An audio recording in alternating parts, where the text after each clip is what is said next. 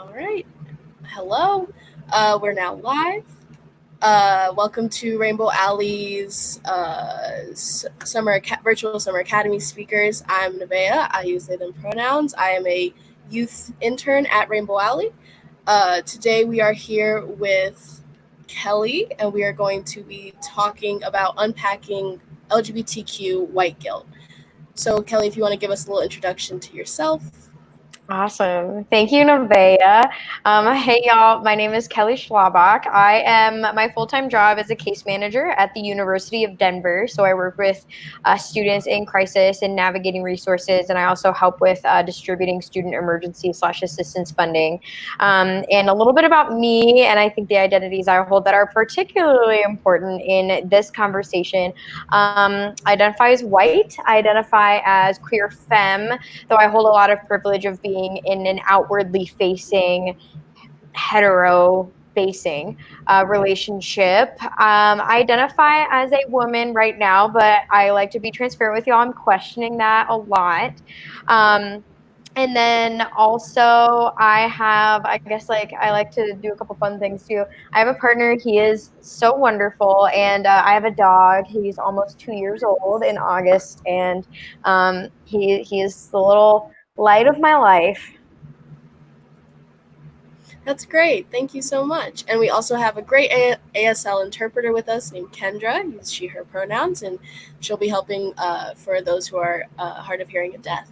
So let's just jump right in. I think it's a great topic that we're touching on. So if you just want to talk a little bit we've lined up some questions about how does our color interact with our lives and how does it impact us. So if we just want to kind of talk about that to start. Yeah, absolutely. And also, yeah, my pronouns as of now are she, hers. And so for me, my white identity and how I've conceptualized it has changed so much, even within the last couple of years. I wrote, and this will be a little abbreviated just because I've written a couple papers on it. And so they've spanned anywhere from like 9 to 15 pages, so a little more abbreviated than that. Right. But essentially, yeah, exactly. It always shifts and changes how I conceptualize it.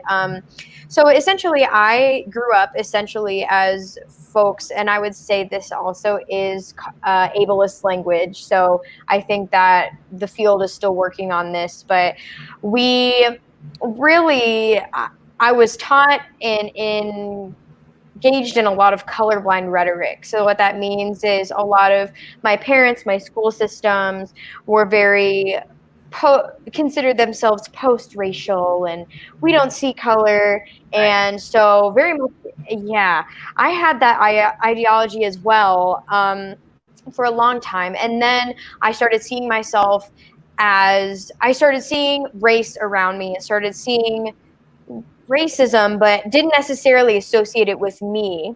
And so I would learn in class. I went to undergrad at Ohio University. I would take like anthropology and violence and peace and themes in global politics. And we would talk about race in this really externalized way of it goes on in other places, and this is how it is. And then, so I knew that racism has happened, that racism exists in other places, that colonialism happened. But it was even then, I didn't put myself in that narrative.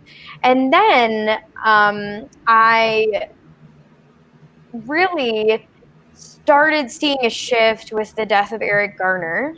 And then being in these courses in my undergraduate career, but it was again being like, there are some things wrong, but it's not my problem as a white person. Right. And then President number 45 got elected, and a lot of my friends in my life who identify as Black, Indigenous, people of color were like, oh yeah, we knew. And I was like, well, okay, you seem so sure. So like, how'd you know? Right. And just realizing that there was clearly something I wasn't getting. And it wasn't necessarily about these external things, that it was very much about me too. So then I took critical race theory in my graduate school and critical whiteness in my master's program, or after my master's program. I had changed a lot of my Instagram and social media feed. There are wonderful Black and brown queer folks who are doing a lot of amazing work in social media spaces that is accessible to a lot more folks as well. So changed all my Instagram social media feed, started really shifting all of my surroundings, and just doing a lot of that heart work too, of just being like, I'm white, and no matter what, because I am socialized and taught whiteness everywhere I go, no matter what, I cannot separate myself from these systems. I can't separate myself from white supremacy. I can't separate myself from whiteness as a construct. It's me too. And I got to own it. And I got to Right. do stuff about it. And I always consider that the heart work. And relating that a little bit back to the session of unpacking LGBTQ plus white guilt, don't consider myself Catholic now, but I was raised in a Catholic church. So I was taught and socialized with a lot of guilt as well. And so I also have had to navigate, what does guilt mean? Because no matter what, I think as any sort of person, we deal with guilt and shame. And as a white person, we deal with white guilt, and we can't let that stop us. And so I think for me, trying to unpack, what is guilt, for what is my white guilt versus what is shame for what I've Right. been taught to shame myself as a queer person, because that is such a big way that I think queer folks and LGBTQ plus folks are oppressed, through shame. So Right. yeah, so how do we parse those out? How do I nurture my queer identity and also take responsibility for my white guilt and not let it stop me? So yeah, I will pause Yeah. there. But yeah. That's great. Thank you so much for sharing. Just to reiterate the question of when did we realize our color and its impact? For me, it was a little different growing up Black in this. I grew up in North Carolina, so I was very aware that I was different at a very young age, and I luckily had very good experiences where I didn't have to worry about race as much. I definitely have experienced things at a less severe rate than other people, and I'm extremely grateful for that. But I did learn very early on that race is something that a lot of people are very extreme about and take a lot of personal feelings into. And so I learned that race can be very impactful and have a lot of meaning on other people and your own lives at a very young age. And so I think that for other people, this like recent awakening to there have been race issues is very frustrating, and also it shows that there is a very clear difference of how some people live their life and how other people do in the same country, and it's crazy how different the experiences can be. And so I think that was really interesting to hear about how different our experiences have been. Right. And that frustration is so valid. And I think with that too, we often, as white people, have these moments where we're like, we're like shocked. And then we're like, oh my God, what do we do? And then, folks of color, Black and Indigenous people of color are like, oh, you came to join us? Like, Right. you, We've been here. okay. Yeah, and then we, especially through white guilt, we like dump and feel the need to dump and be like, "Oh my God, I didn't know. I'm so sorry." And like, what do I do? And that's why I think it's so important to have these conversations too in spaces that are accessible. So we're not going to Black Indigenous people of color who don't get paid for this, Right. this isn't embedded. Well, it's embedded in their day-to-day experience, but they don't get paid to educate. Right. So like, pay them, and or also go to these spaces where you're not burdening people of color and expecting them to come for you, because that's not their, Right. that's more burden for them, that's more labor. And I think that's a great like segue into kind of acknowledging like what is guilt versus what is shame, because I think a lot of people get confused and then don't know where to even begin unpacking, you know. Yes, exactly. Yes. And so I've been thinking about guilt versus shame a lot. And I love the author, Thandika. I believe that's how you pronounce their name. But um, uh, there's a book that Thandika wrote called Learning to Be White. And they talk about white shame. And what I've noticed about how I would conceptualize guilt versus shame is that guilt is this internal feeling. And my take and my experience is that guilt is when you do something, or especially in the case of white folks, don't do something or take Right. inaction, choose inaction, because we can have guilt for silence and inaction too, that does or does that is not or does not align with your personal core heart values. And it's a heart and soul dissonance that your values have with your actions or non-actions. Because I remember a long time as a white person too, there were just times where I was like, ooh, ugh, like I don't feel good about that. There's this dissonance, but I don't have the words to describe it. And I think that's another reason to talk about it, is to be able to identify it and use it as a tool. I wrote in my notes today, don't dwell on it, move on it. But that shame is very much externally imposed, right? So Thandika says that nothing can be done with, because shame results not from something one did wrong, but rather something wrong with oneself. Right. And that's why I think it's so important to differentiate, because I think, as we talked about, shame is used a lot to oppress, many marginalized identities and queer people, right? Like being in the closet. Exactly. And yeah, and then Thandika says that white shame specifically has these aspects of a socialization process of ostracism and chastisement and emotional abandonment. And I'm like, absolutely. Like, and that's why I think where shame comes in, and shame is this externally imposed power of oppression. Guilt is something that sometimes may or may not feel like it, which is why we need to learn to identify it. But guilt can be something that we can feel, navigate, deal with, and see as information for Right. us to move forward. And I remember you had this amazing question too about, like, are we bad people? How do Right. we move past that? Like, are we inherently wrong for holding privileged identities, period? And I think that's a great question too. Right. And it's hard to live in this world and try to, be non-racist because Mm-hmm. of the years and centuries of systematic and systemic oppression of like millions of people, as well as hundreds of different identities that have been pushed to the bottom and been pushed into the darkness. And so to kind of wake yourself up to that is a lot, and it's Mm-hmm. hard for so many people because they, like I said, they don't even know where to start without completely dismantling everything that they've known. And Mm-hmm. I think that by it being so hard, that's why so many people kind of Oh refuse to yeah. do it.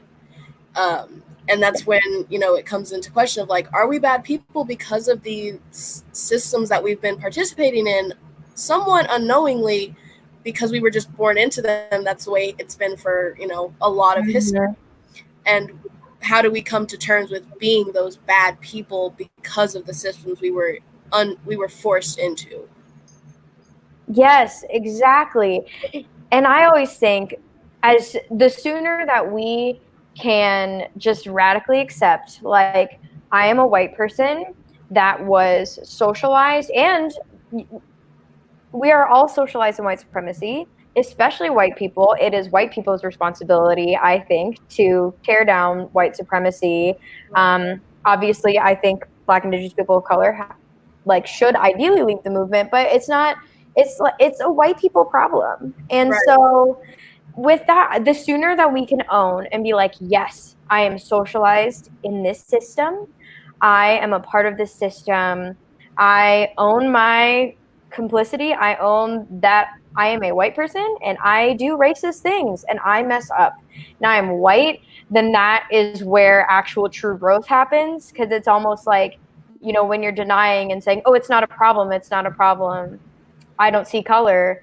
well, then you're not gonna navigate that. You're not gonna deal with it because you're not even acknowledging it as something that you need to work on. And so, you're gonna keep being complicit, and you're gonna keep, um, almost intentionally explicit too, because now and you're choosing, like, you know what, never mind. Um, and the sooner that you can own it, and then the sooner that you can accept that radically as Right. part of yourself, that's I when the believe, real growth is going to happen.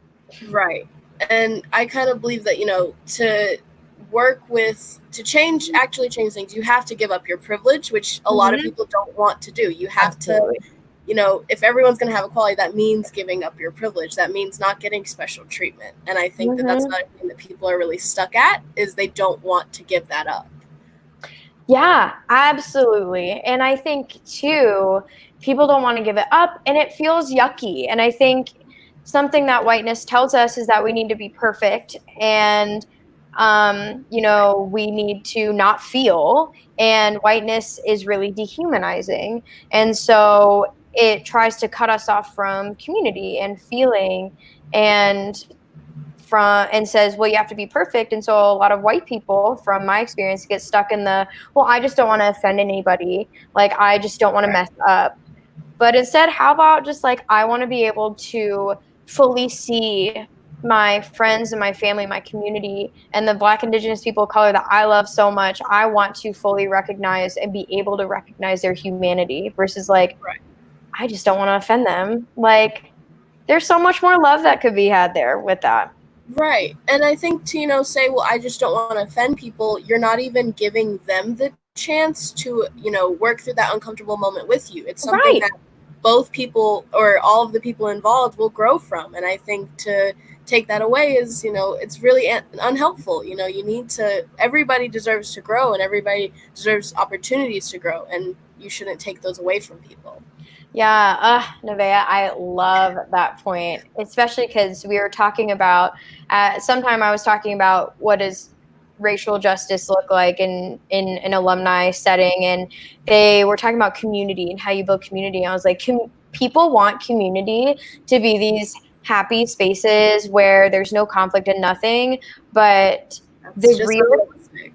right, it's unrealistic and it's unhealthy, because real community, my closest friends and my closest family, I've had issues with, and we have sat down and we've been able to say, yeah, I messed up and I want to work through this with you. And then the relationship has come up even stronger. So I think, in especially LGBTQ spaces, which are in so many ways across the country white, right? Right.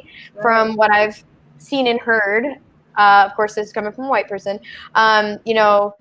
Black Indigenous people of color don't necessarily feel welcome in LGBTQ plus spaces because they're predominantly white, and but then also LGBTQ people of color don't necessarily feel welcome in spaces for Black Indigenous people of color. And so I think once we can sit down and actually build community that works through tough moments, by ignoring it, we're not going to get anywhere. And so by saying, I don't see color, by saying, we're not going to talk about it, this makes me uncomfortable, that's, in my opinion, not real community and not holistic, Right. full love community.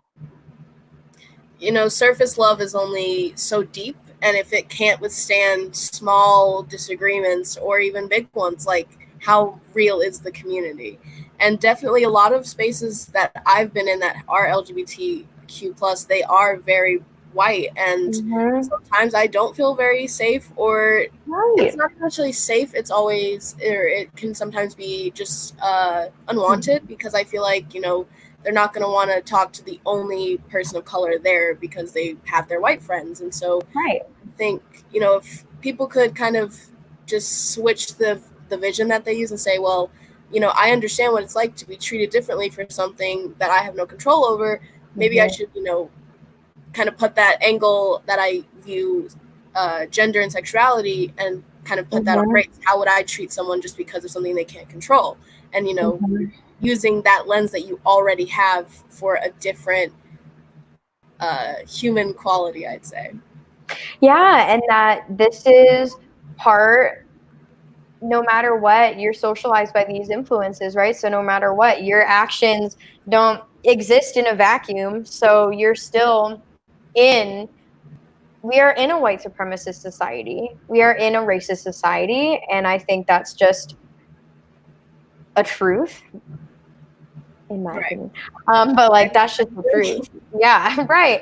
And so it's important to be able to sit down and, like you said, like sit with that and sit and start asking these really tough questions of like, who, this space is all white.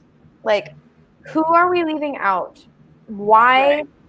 What about this space makes them feel unwanted? And know that, like, y'all, white people are probably part of the reason why folks feel unwanted. Black and Indigenous people of color feel unwanted in queer spaces and LGBTQ spaces.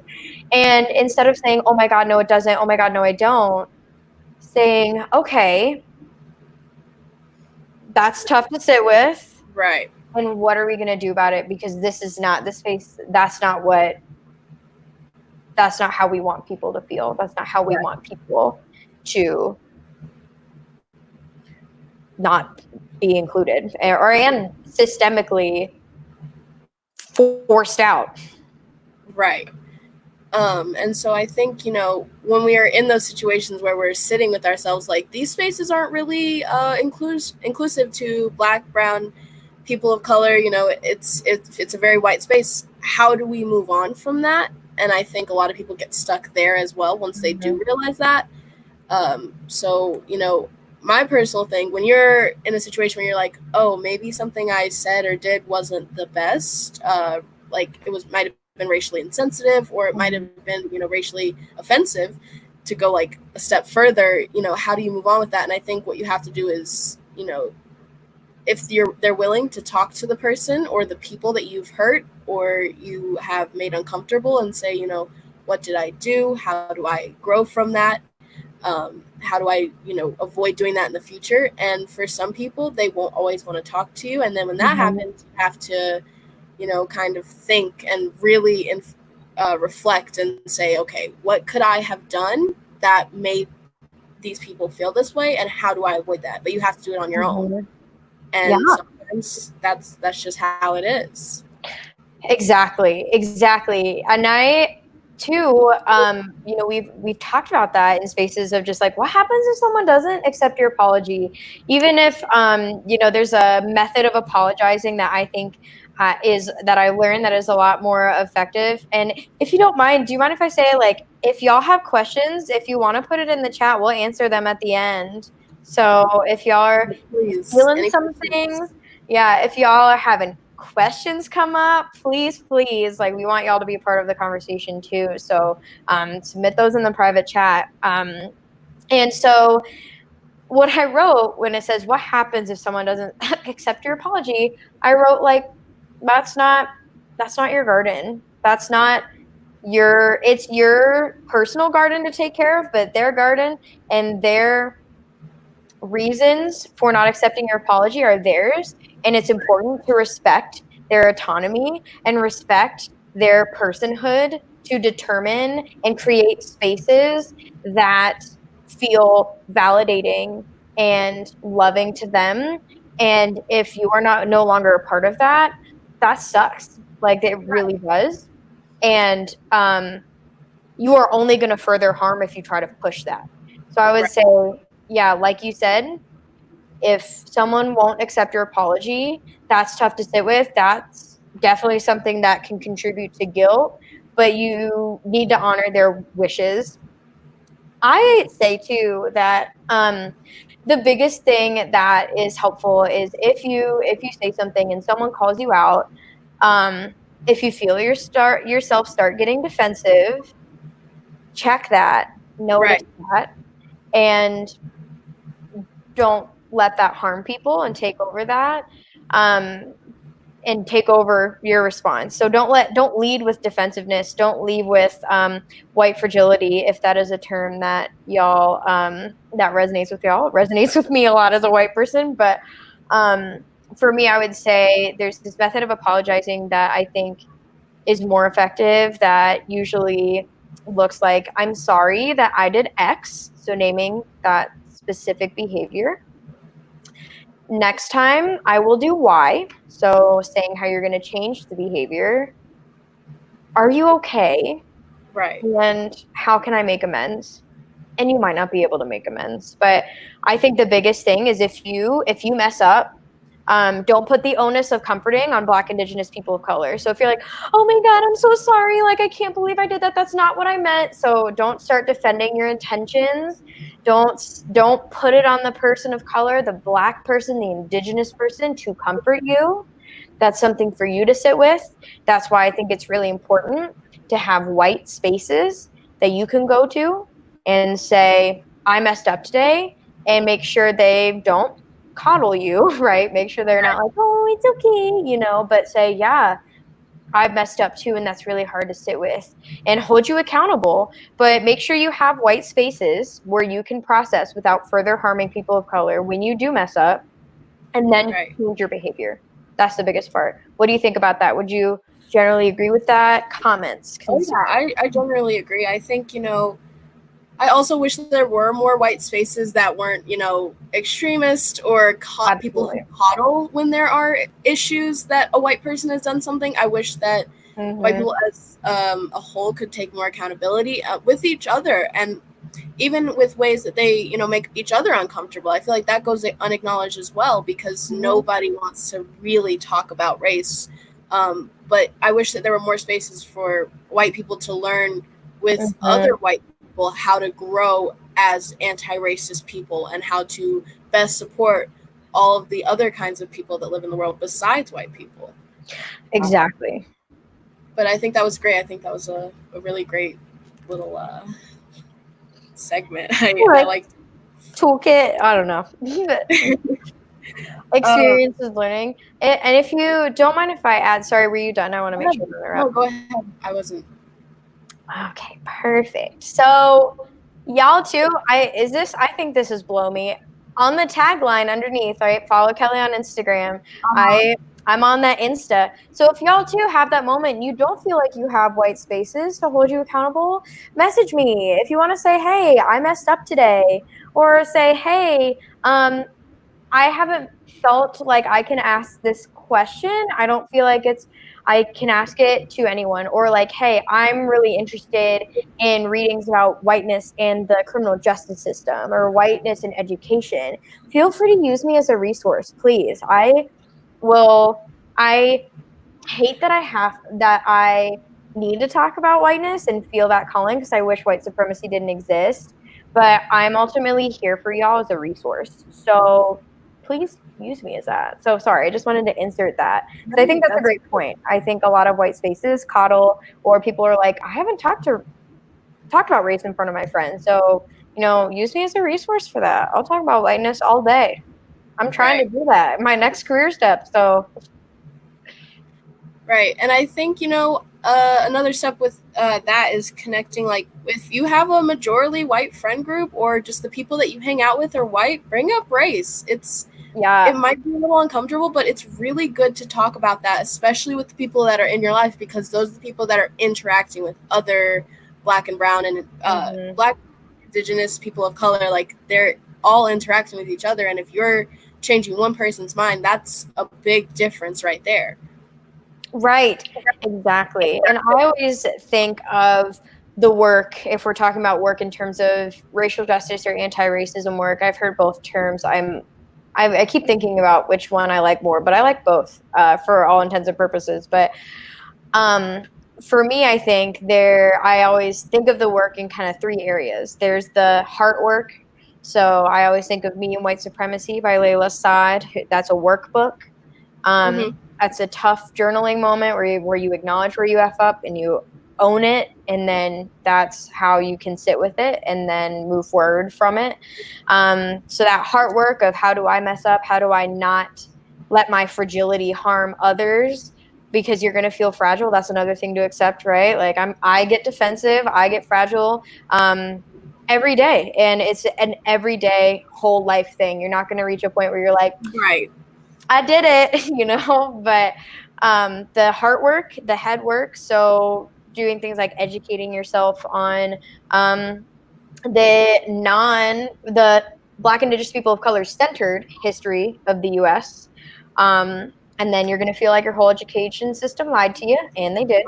Um, and then the system work, right? So I always think of that as like how of protesting, um, calling senators and calling representatives as educating others, and that interpersonal work. So that head work, heart work, a little bit, and then so I guess four, interpersonal, those conversations with family, and then the system work too. And I think we should ideally be engaging in those all the time. And that interpersonal work is really tough, like you said, Nevaeh. And I'm thinking about, one tip, not to be too long-winded, but is that for me, I'm really close with my dad, not so much my other family, to be honest. But I was like, hey, I just got Malcolm X. He was like, oh, like the autobiography. He was like, oh, I'm thinking of reading it. And I was like, let's read it together.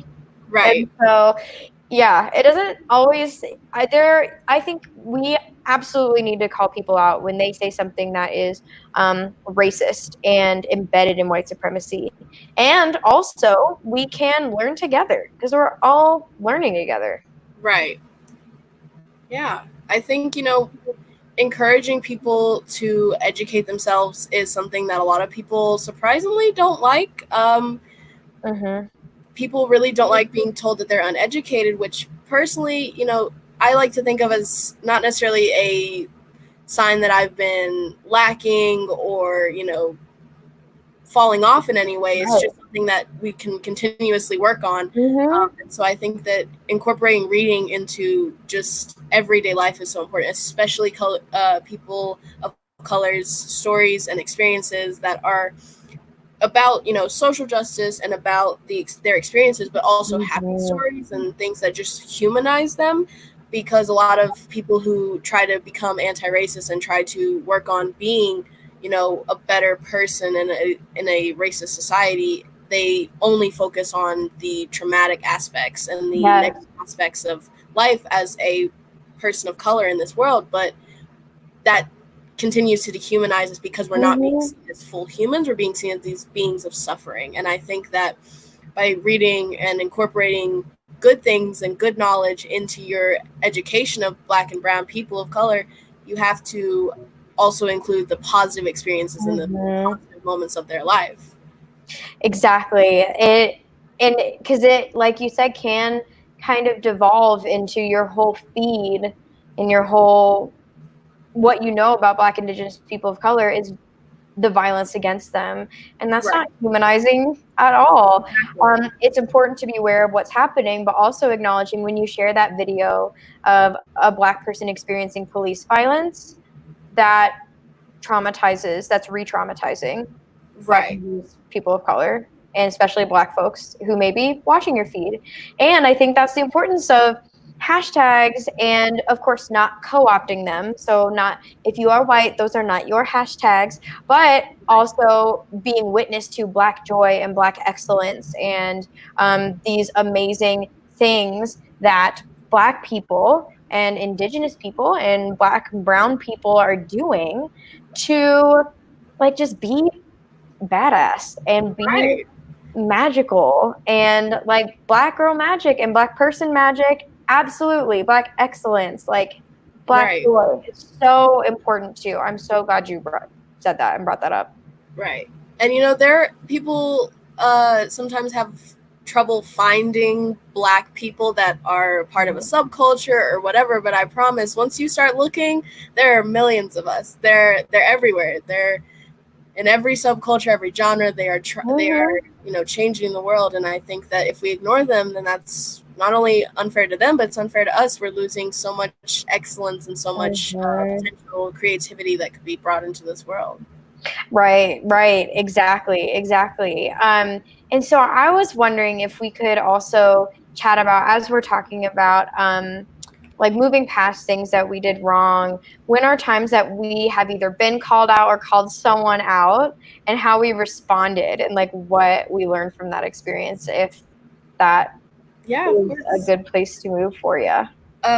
So I'll give a few experiences. I've I had to call out a couple of people in my life, mostly at school, sometimes talking about racial issues, sometimes not, where people were just speaking about beyond Black people, but just other minorities, where they were referring to them in ways of they were only good for their servitude in ways. And I was like, this is not okay. They're more than Right. just your people that do your chores. Like, we are human beings at the end of the day. And a lot of times I would be the only person in class saying something, and I would kind of feel like the class was uncomfortable with me doing that by, calling out somebody for saying something that was, racist. I was putting it all in their face and like saying, okay, we're not going to ignore this anymore. And the person that I was calling out, a lot of times became very angry with me and wanted like nothing to do with me after that point. And, feeling was mutual, but at the same time, it was really heartening to try and explain to someone like, what you're doing is wrong, and that doesn't necessarily mean you're a horrible person, but it just, what you're doing is wrong. And for them to turn and be like, okay, well then that means that you don't like me, so I don't like you back. Like, it's not a personal attack. It's more of a, I'm trying to help better everybody, and this is something I'm doing for all of us, not just myself or you. As well, I've mostly been called out by myself. I try to really acknowledge colorism, because at the beginning of the year, I started learning about more about light skin privilege and how I am privileged by being mixed race in certain ways. And so I've started to like acknowledge that I shouldn't treat people who are darker than me like I need to be their savior, because I'm not. Just because I'm Black as well doesn't mean I'm like experiencing the same thing they're experiencing exactly. And so I try to acknowledge that while I am Black and have a Black experience, I don't have the same or as severe experiences other Black people, especially those who are darker than me. Yes. And I really appreciate that too, especially just modeling that, hey, I call myself out too. And I wanted to note too that it just takes so much, and I don't want to fetishize it either by saying, oh, it's so brave, because you shouldn't have to do that. But a lot of folks, it's like you have to put what Black, Indigenous, people of color, close friends have told me is like putting your life and your experiences and your hurt and harm and trauma and body on the line just so other people can learn. And that shouldn't be necessary. And then getting this thing like, oh, well, you don't like me, that I don't like you, it's not about you, white person. It's not about you. Oh, am I good now? Right.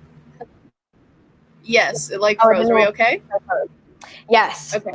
But yeah, like it is about you. Like, you need to change your behavior, white friend. And it's also so much bigger than you, but you choosing to center yourself actually just denies responsibility. And what I always like to say is that when we call people out, and when Black, Indigenous, people of color call us white people out, it's always coming from a place of love.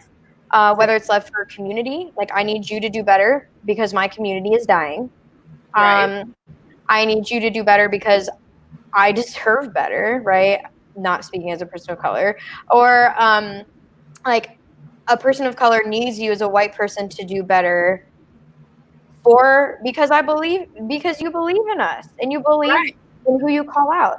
And I think what was good I have a dance background. So what I think was one of the beneficial things from my dance background was that, when someone puts that effort in and that emotional labor in and that effort in to call you out, they're investing in you. Like that is that at some point they need you to do better. And that, I think, comes from a place of love, whether it's for their community, needing you to do better for their community, whether them needing you to do better for themselves because they need different and more from you, or doing it because they love you and they believe you can do better. And so along lines of like, it ain't about you, it's also, like it's about changing your behavior, and that it comes from a place of just of like that investment, I think, is needed, and the investment is a gift. Right. So do something with it. Exactly. Um, yeah. So I wanted to share a time I'm called out because I try to always own like I'm always still in. I always have places to move forward from, and I never want to sound like I'm this knowledge holder of whiteness, because honestly, Black, Indigenous people of color are the knowledge holders of whiteness. But Right. also to be like, yeah, I'm still learning and all of that. So when I was in grad school, I was talking people. I'm a vegetarian. I was kind of vegan at one point. I was never like uh, really good at it for me. Yeah. But yeah, I had a friend who identifies as Latina, and she was having conversations with a couple other of my friends of color who are also another one's Latinx and another one is Afro Latina, and they were talking about the racism in where we went to grad school Hmm. and the racism that they experienced, and that was just you know everywhere there and really blatant and overt. And I was like, yeah, they are really, yeah, it's awful. And like, I always show up, but I never have anything to eat because of my dietary restriction. So whiteness operating there, right? Right. Taking I'm taking, I'm centering myself in my needs and simultaneously minimizing their experiences. My dietary restrictions are not important, especially in the context of racism. And so my friend was like, girl, I'm going to be real with you right now. No one gives a shit about your dietary restrictions when we are literally fighting for our lives and dealing with racism. In Right. that moment, I said, yeah, you are absolutely right. I'm sorry. And then I went back to my apartment and then I just cried, right? That was my Yeah. fragility. I am a, you know, white tears person. I just cry. So I have to watch and really be mindful of that a lot. So I think in that moment, what I learned was just this moment of that's it's not about me. Right. And I just made it about me. And I think that it taught me a lot, and I like to believe that I changed my behavior after that and still continue to change my behavior of reminding myself, oh, it's not about you. Like, it's not about you. It's Mm. not your whiteness is showing, to Right. myself. And then also of that I have the capacity within me to say, you are absolutely right. I'm sorry. And we still see each other. We're still friends. Good. Um, yeah, exactly. And I think that, that's one of those tough moments. And I didn't handle it perfectly at all. I would definitely go back and say, what can I do? Or not what can I do, but, how can I make amends with you? I don't think it's her responsibility to be like, this is how you fix yourself, but just being like, what can I do to repair that harm I've done with you? Also, I could have said thank you.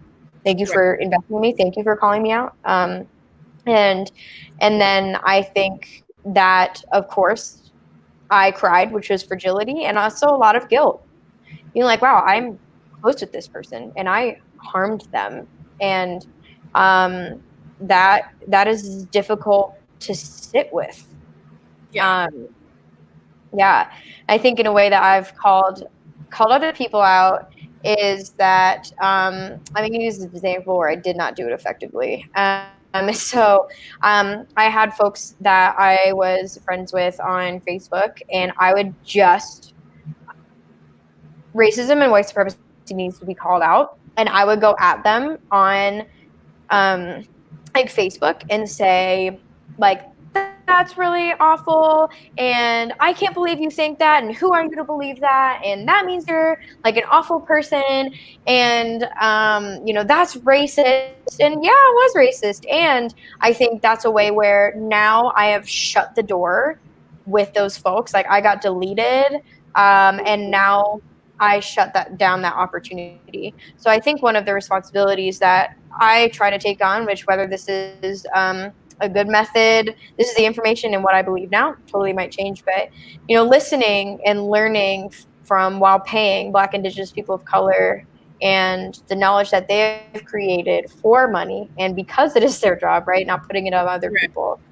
and then holding space for white people to process their whiteness in Right. with me. Yeah, right. And holding that space where I'm going to stay in the conversation and I'm not going to be the first one to leave it because I'm going to, unless it gets unsafe to one of your marginalized Right. identities. There's a difference between safety and discomfort. And if my white identity, I feel uncomfortable in my white identity, that doesn't mean I'm unsafe. If I genuinely am like, this is not a space that is safe for queer people, that's very different. And so I Yeah. want to delineate that too, because like Right. discomfort, safety, right? That can be a little It's a different, very different especially thing. yeah, as we're talking about this intersection, right, of LGBTQIA identities and queerness and whiteness and being a Black, Indigenous person of color and race and Right. gender and sexuality. Yeah, it all intersects, and it, especially, like, you shouldn't put yourself at risk, but like you said, Mm-hmm. putting yourself in discomfort is different. Mm-hmm. Um, Yeah. because the people who, when you're discomfort, you are still safe. You can still talk and Mm-hmm. listen. But when you're unsafe, that's when you can't even speak without, potentially getting harmed. And that's not what anyone wants. So I think it's really Mm-hmm. important to, nail that in. But Yeah. I kind of wanted to talk about, I've seen from when I do listen to other people's perspectives, a lot of white people who are opposed to acknowledging their racism and their Mm-hmm. whiteness is they feel that their whiteness is in peril in a way, and they feel like they're being now shamed for that.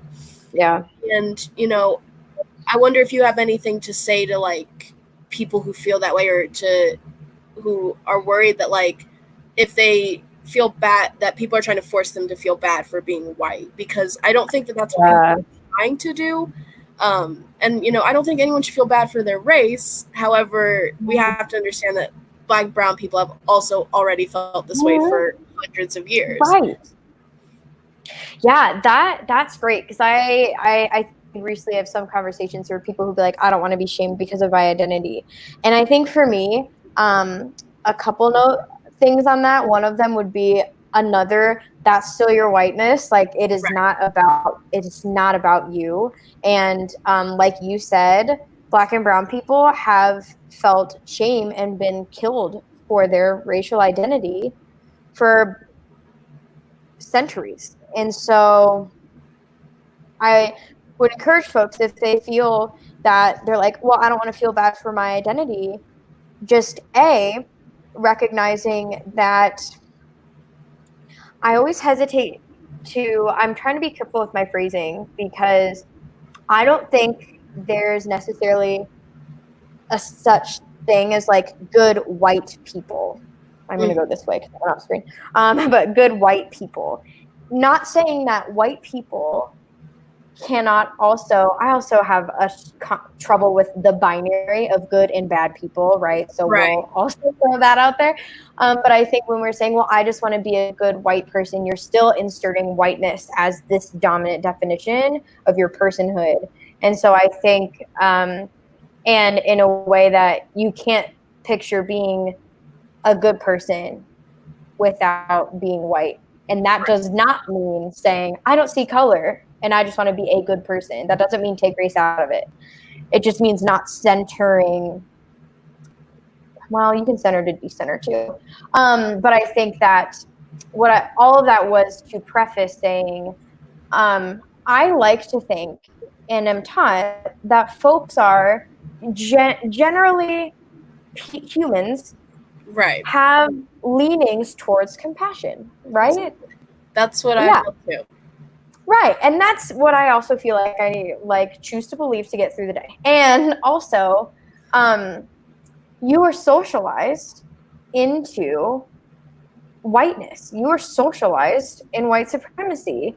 And by feeling like you are you are so attached and whiteness is such a part of without you even acknowledging it, your personhood that if you that there needs to be some sort of acknowledgement that it is outside of you, that your whiteness is a part of you, absolutely, and it's also a socialized part of you. It'll never go away. You're always going to have to fight against it, and you're always going to have to dismantle it because society will try to keep re-socializing you. But I would encourage people when they're just like, oh my god, but I'm not a bad person, and like I don't want to be attacked for my identity. It's like no one's doing that, right? No Right. one is doing that. They are trying to say you are socialized in this system, and therefore you have behaviors and thoughts and ideas that are harmful to Black and Indigenous people of color and that dehumanize them. And that's your responsibility. Like, that is your responsibility. I think there's also like, so yeah, that is a really good question. I'm gonna have to think on that, I think, for the rest of my life. Because I've always been try to be transparent in that I've always, I think, too, struggled a little bit with too, feeling like like, well, don't attack me for my identity.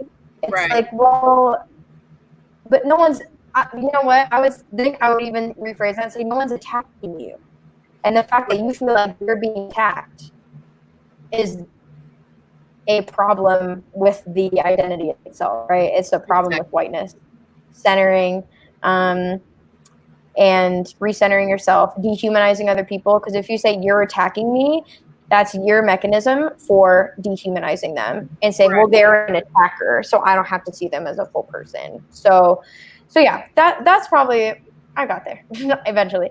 Right.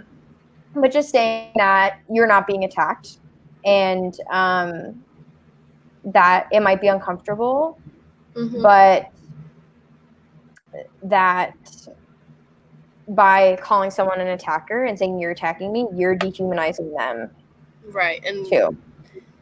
yeah, I think that's great. I What think, would you say to that too? Yeah. yeah, so I mean, for me, like when I think about people saying, well, I don't want to be attacked for being white, I don't want to feel bad for being white. Again, that thing of like, well, other people have felt this way for a long time. Not that we need to Yeah. take turns feeling that way, but just like, this is not like, see, this is how bad it is. Let's try to erase it all together. And so I think, in that situation, you have to be like, again, no one's attacking you. This is not an attack. This is just us Mm-hmm. trying to better you and help you better yourself. Mm-hmm. And to say, well, whiteness is not at stake. There is no whiteness that is being taken away or being lost to time or anything like that. And so, it is okay. You're not going to go anywhere. And since you're not going anywhere, let's work on Mm-hmm. this being anti-racist and making sure we're, you see how you felt that 1 second you thought you were being attacked. This is how people feel their entire lives. Let's help them not feel that way.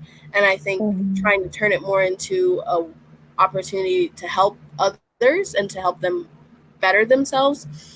And again, to kind of add on to what you said about like there are no good white people, I think that Yeah.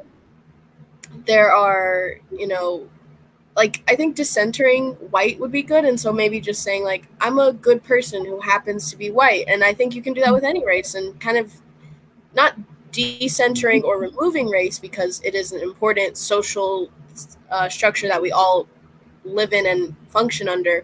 Mm-hmm. But decentering it and making it not the biggest part of us as humans, I think is something that we could all start to do that would be really powerful and eventually move us to a post-racial society, Mm-hmm. more inclusive and a better racial society. Yeah, and I love what you're saying too, because I think there's this tension too, right? Because I mentioned that I took critical race theory and I took Mm-hmm. critical whiteness studies. Critical race theory decenters whiteness, saying we need to listen to counter narratives, we need to listen to the stories and experiences of Black, Indigenous people of color, and really intentionally center those Mm-hmm. to deconstruct white supremacy. And like you said, build a more racially just world.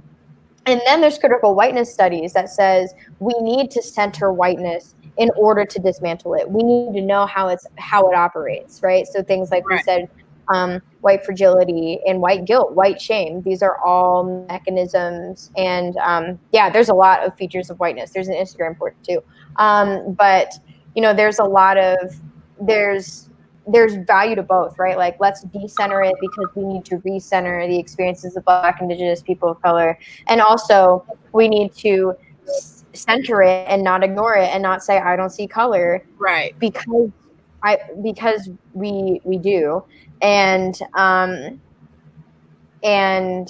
that in order to center it, we learn how it operates so we can call it out within ourselves. So obviously, I think there's merit and importance to both. Right. With that.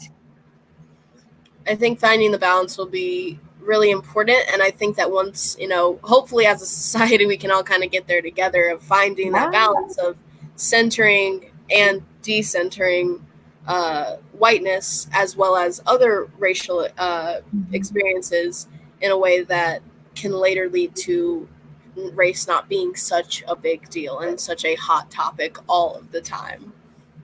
And something that is, like, you alluded to, not being used to subjugate people and to oppress folks and kill folks. And I think that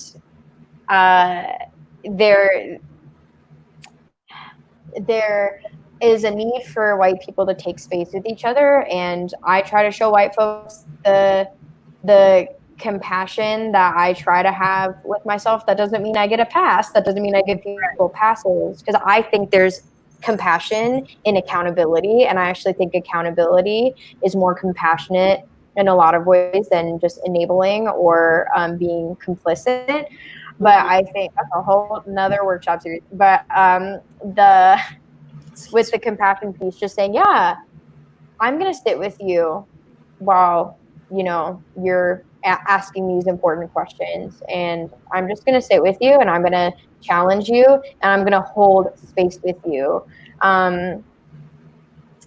Versus cutting them out. So I also think that, and also there's an urgency. So I think there's room for patience and compassion, and that's not separate from the urgency, because, right, especially, I mean, always, like, Black and brown Indigenous people of color have been dying for centuries at the hands of white supremacy. And, with the deaths of George Floyd and Breonna Taylor and Nina Pop and Tony McDade, right, there is urgency around it too. Yeah. And so I think that's why a lot of internal reflection is good, and a lot of whites, like having white spaces where they can work on their anti-racism and bettering themselves together is important, because that, you can do that at home. You can do that when you're not fighting in the streets during the day. You do that at night, kind of splitting up the work. Right. Exactly.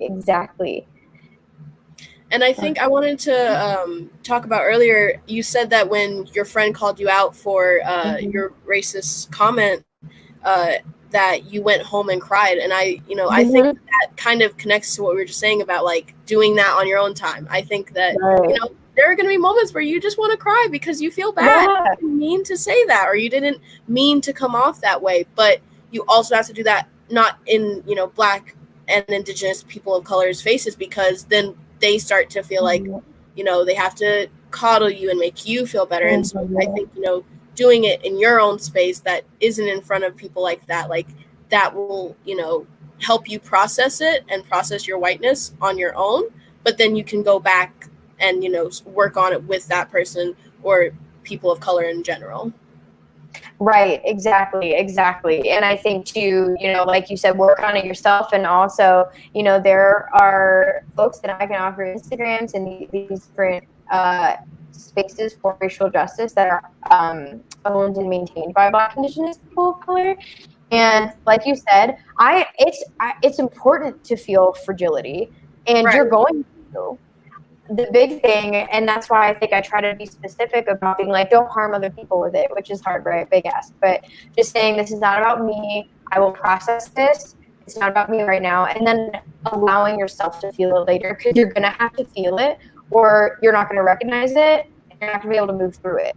So like you said, yeah, I am a crier. So I went home and I cried. And I, like you said, didn't do it in front of my friend. And also still took time to. Because we're not saying like don't, and I don't want to speak for you, Nevaeh, too. So of course jump in and correct me as is representative of your thoughts and experiences. But we're not asking you to not feeling your feelings.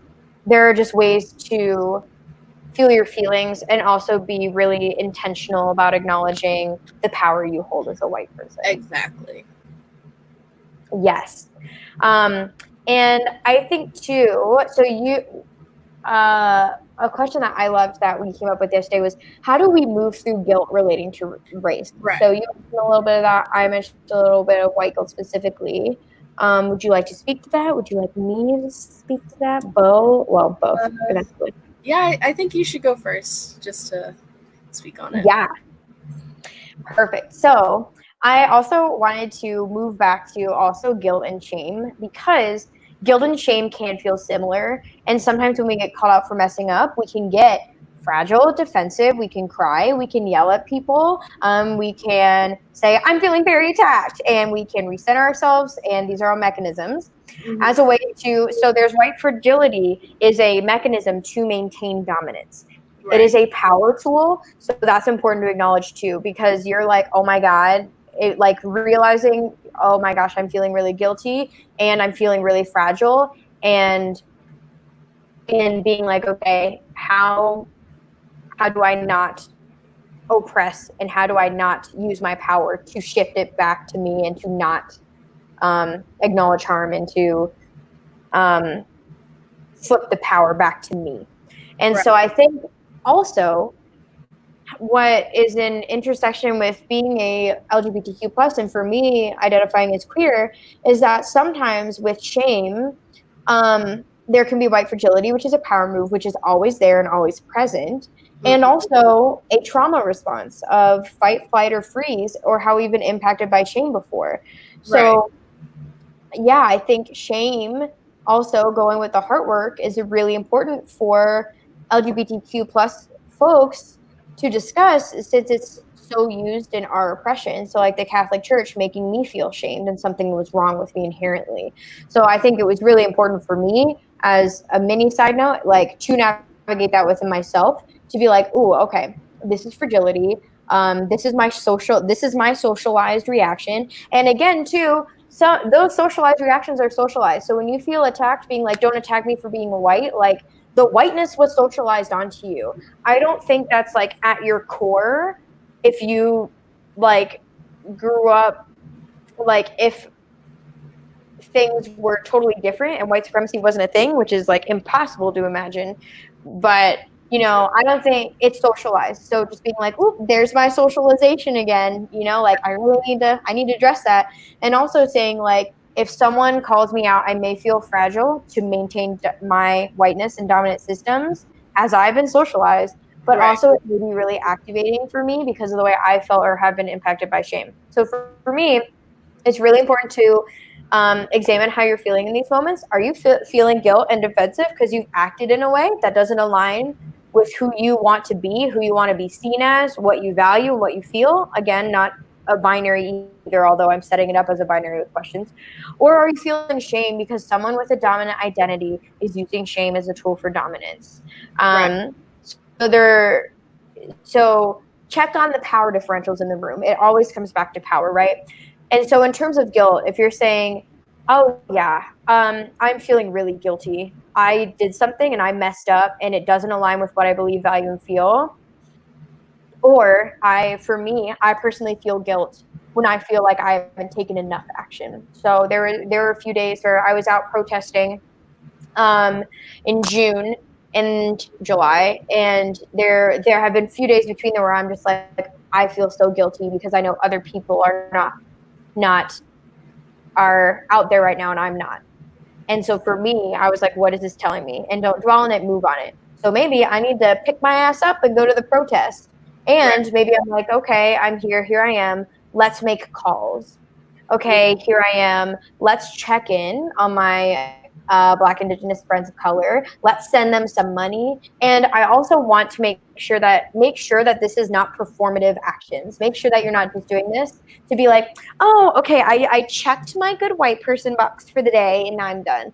But being like, okay, yeah, I feel guilt. That's telling me I haven't taken enough action somewhere.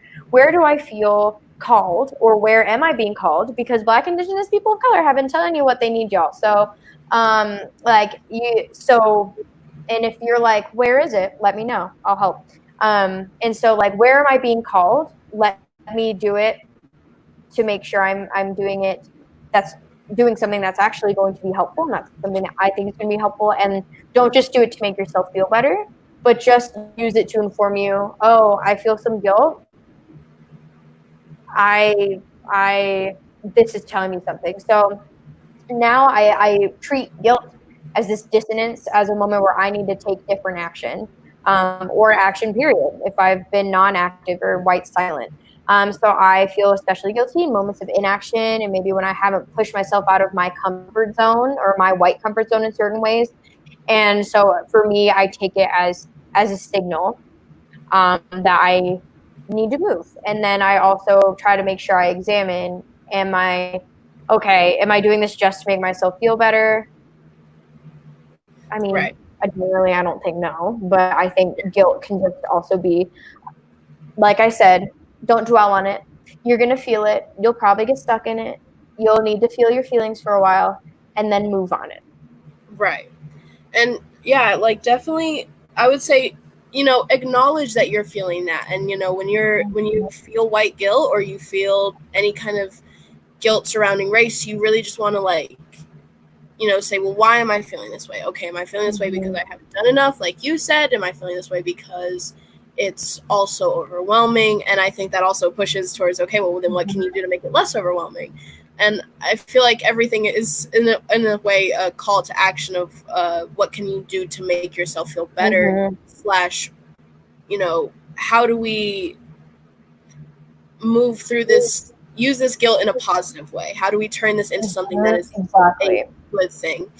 And so, calling people, protesting if you can, social media activism, checking on your Black and brown friends of color, checking on, sending them money, like you said, directly helping them in ways that they aren't able to get because of the systematic racism that we face. Like, that's really gonna not help with the white guilt, but will, turn it into something positive. And, to help your white guilt, you have to do that yourself. You have to, make yourself aware that it's going to happen and always be there, but that you can turn it into something positive to, essentially help take down white supremacy. Because, when white supremacy is gone, potentially white guilt will be gone, and that's another incentive to get work towards it, I feel.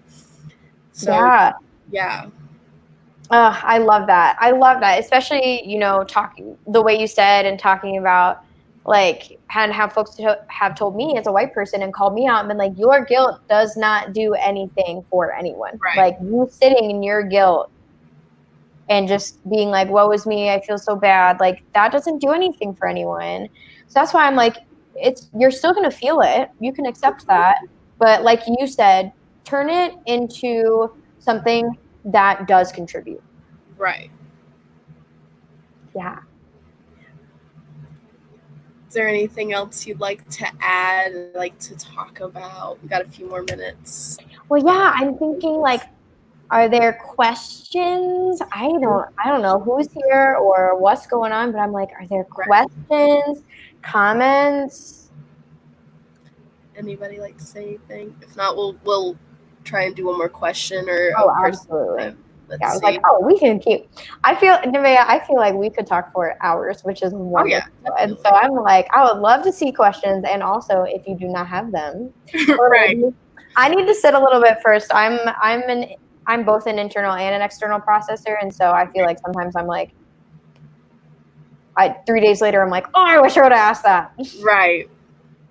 But that's what's great about having the internet at our fingertips. We can connect and talk. Right. I hope more Yes. people use you as a resource to acknowledge this white guilt and turn it into something like we were saying. Yes.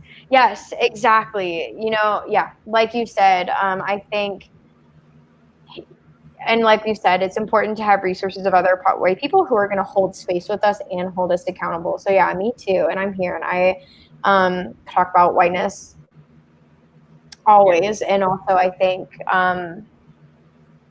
just hold space and be like, yeah, it is uncomfortable. Let's sit with that. Like, I will we'll sit together. Right. Yes. Kind of. So how did you feel? Do you think we got to most of the questions or I think additional we did. I questions? think we talked on a lot.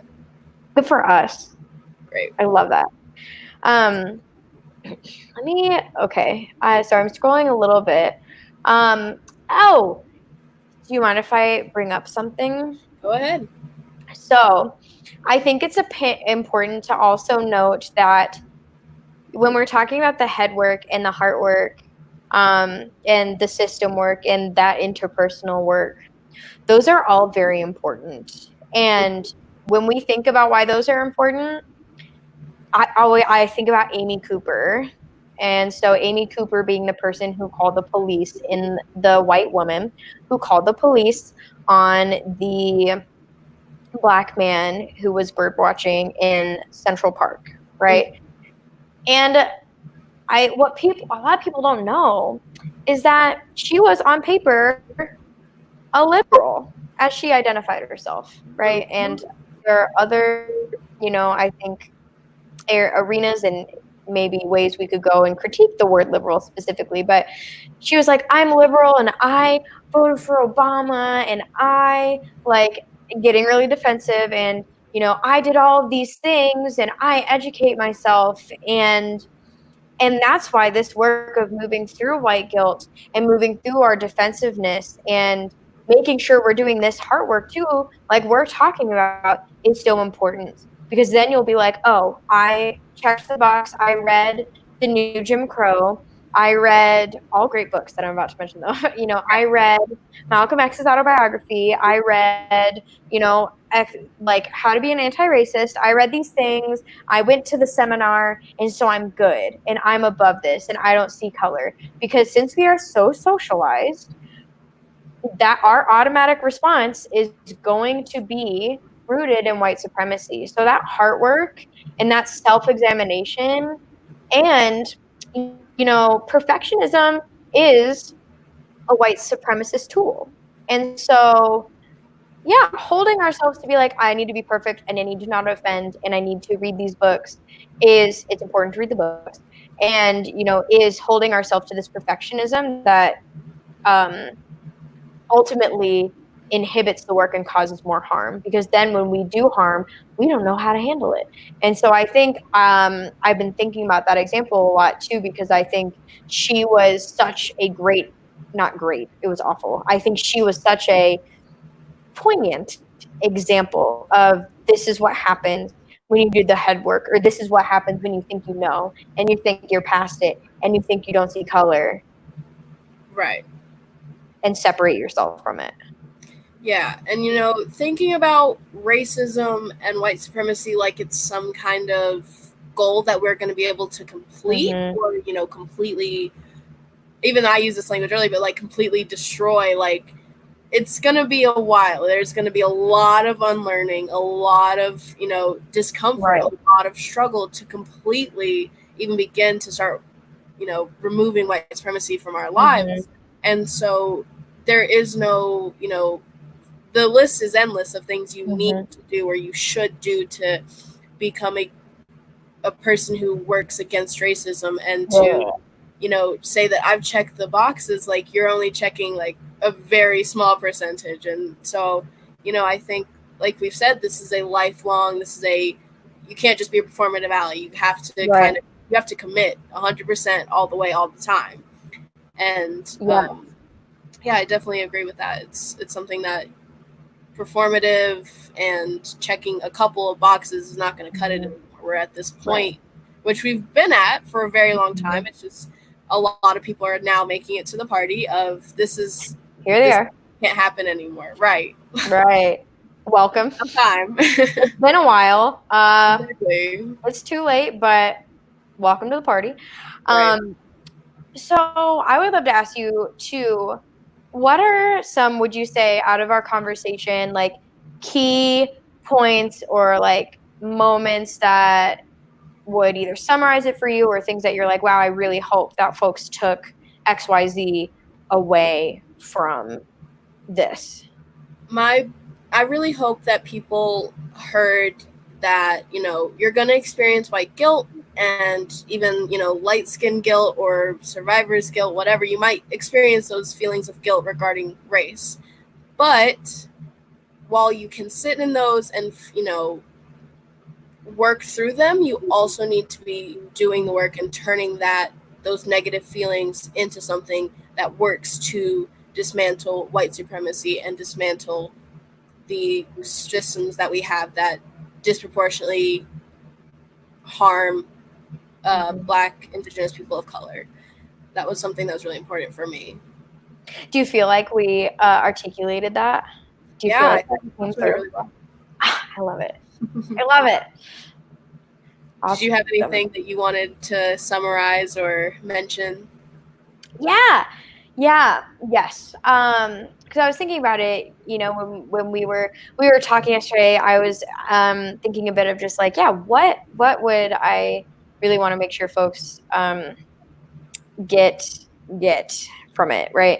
So I would say it's in like three-ish categories. One is like show up for yourself and hold space for your marginalized identities. Like practice vulnerability when you feel empowered to. Build community and read about and listen to and embed yourself in radical self-love. So in your Renee Taylor shout out. And critical love, bell hooks, shout out. And then show up for others and take responsibility for your privileged identities. Take responsibility for your whiteness and the way you oppress others. You're going to mess up. So you should own your shit. And once you do that, that is one of the main first steps that you are going to realize that you are showing up better for Black, Indigenous people of color, is knowing you're going to mess up. That doesn't make it okay to mess up, and owning it and learning how to own it in non-harmful ways. And then don't get stuck in white guilt. Right. Don't get stuck there. You're going to feel it. It's going to happen. My Instagram will be there when you feel it, and don't dwell on it. Move on it. And like you said, turn it into something that's contributes and is positive in some way. Right. Well, I think that was a great note to end on. Thank you both so much, Kelly and Kendra, our beautiful, lovely ASL interpreter. I had such a great time with both of you. Thank you, everyone, for watching. I hope we, spoke some truth and helped you guys learn some things. Thank you all so much. All right. Thank you, Nevaeh. Bye. Bye.